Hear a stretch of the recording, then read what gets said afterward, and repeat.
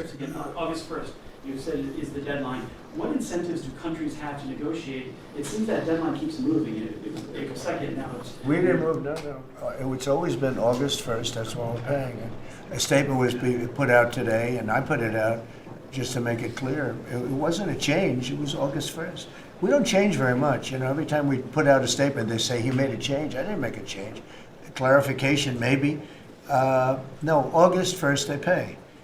And everybody pays, everybody has to pay, and the incentive is that they have the right to deal in the United States. If they don't want to, they don't have to pay, and they don't have to deal here.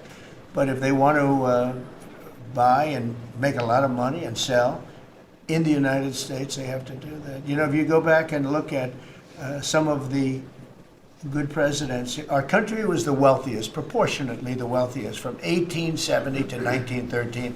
It was an all-tariff country. We didn't have income tax. That came in in 1913. We had tariffs. And we had so much money we didn't know what to do with it. We had, we had a couple of presidents that were very, very strong.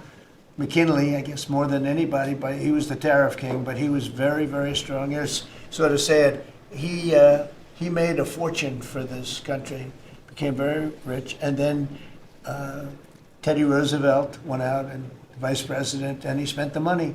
And they said Roosevelt was a great president. And let's say he was a great president, but the money was paid by McKinley with tariffs. Tariffs are charged by other countries at levels that are ridiculous. And you know, I call those other countries, to say, and every one of them is willing to give us everything now, by the way, just so you know.